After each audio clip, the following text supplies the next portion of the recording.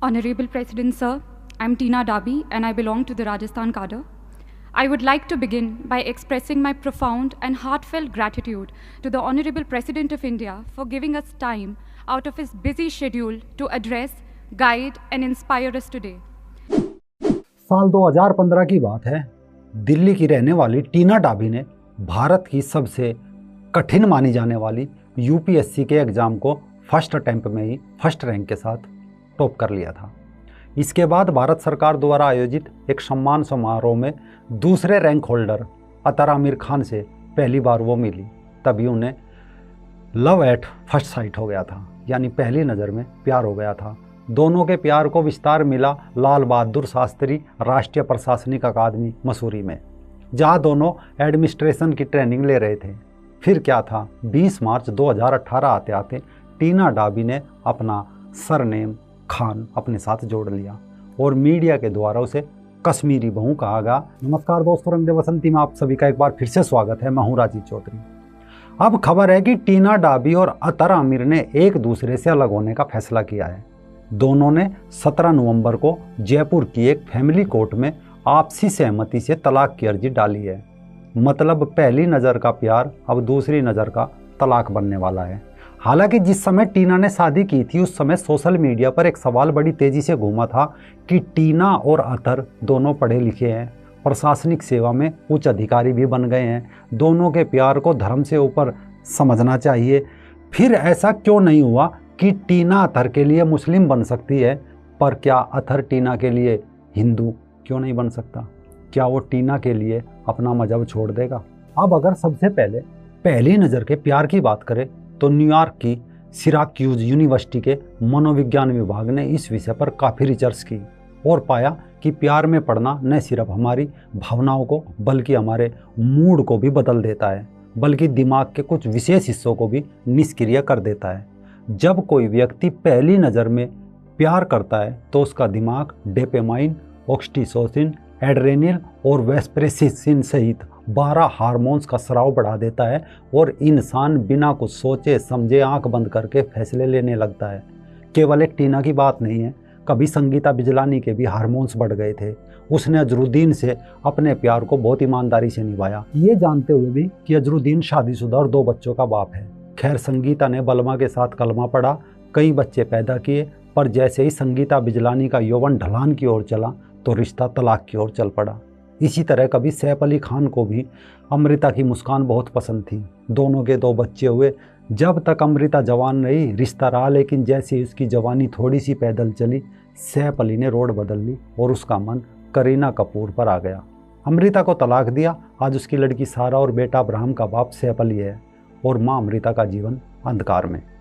इसी तरह कभी रीना दत्ता के 12 हार्मोन्स की जगह 24 बढ़ गए होंगे और आमिर खान का हाथ थाम लिया। उसे भी लगा होगा कि ये धर्म, संस्कृति, संस्कार सब खोखली बातें हैं, मेरा आमिर ऐसा नहीं है। शादी हुई, बच्चे हुए, पर जैसे ही रीना दत्ता का यौवन जरा सा ढलान की ओर चला तो आमिर ने उसे तलाक देकर अपने से 8 साल छोटी किरण राव से शादी कर ली। कुछ समय पहले गौरी से शादी करने के बाद शाहरुख खान ने भी कहा था कि मैंने शादीशुदा महिलाओं से प्यार करने को अपनी कला और पेशा बना लिया है। मैं उनका पीछा करता हूँ, वे कहीं भी हो मैं उन्हें हासिल कर लेता हूँ।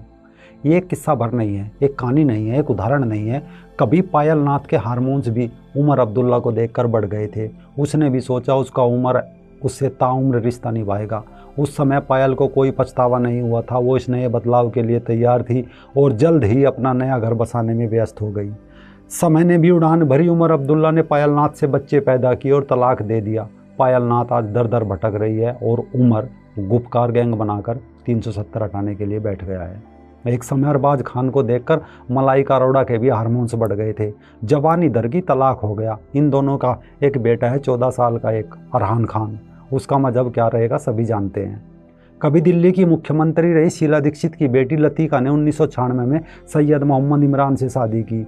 बड़े घर से थी, सोचा धर्म मजहब तो फालतू का लफड़ा है, पर जैसे ही हार्मोन्स कम हुए सच सामने आया। इमरान ने लतीका पर जुल्म ढाने शुरू कर दिए, यहाँ तक कि जान लेने की कोशिश की, जैसा कि कोर्ट में आरोप है। एक बड़ी माँ की बेटी, एक बड़े प्रसिद्ध नेता की बहन कुछ न कर सकी। इसी तरह कभी आसाम के कांग्रेस विधायक रूमी नाथ ने जुलाई 2012 में अपने पहले पति डॉक्टर राकेश कुमार सिंह को तलाक देकर समाज कल्याण विभाग में एक लोअर डिवीजन असिस्टेंट के पद पर तैनात जाकिर से शादी कर ली थी।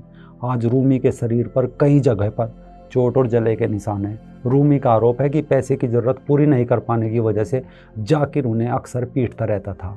इसके बाद नेशनल शूटर तारा सहदेव के आंसू सबने मीडिया के सामने कुछ समय पहले देखे थे कि वो किस तरह अपने पति रकूबल हसन खान की प्रताड़ना के किस्से सुना रही थी, जिसे उसने रंजीत कोहली बनकर शादी की थी और मुस्लिम बना दिया और अंत में तलाक हुआ।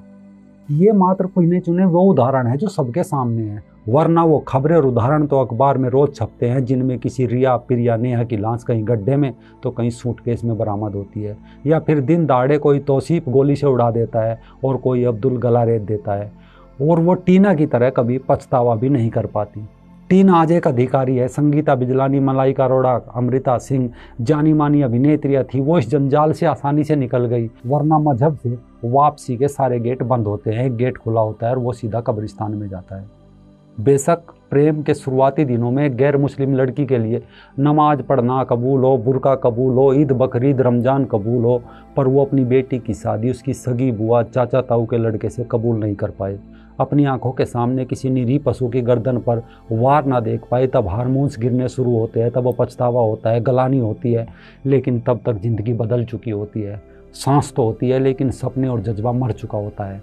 आज टीना ने समय रहते जो कदम उठाया वो तारीफ के लायक है, लेकिन टीना डाबी आज एक अधिकारी है। अगर कल अतर 3 या 4 बच्चे पैदा करके भी उसे तलाक दे देता, वो उनकी परवरिश कर सकती थी, अपना जीवन गुजार सकती थी।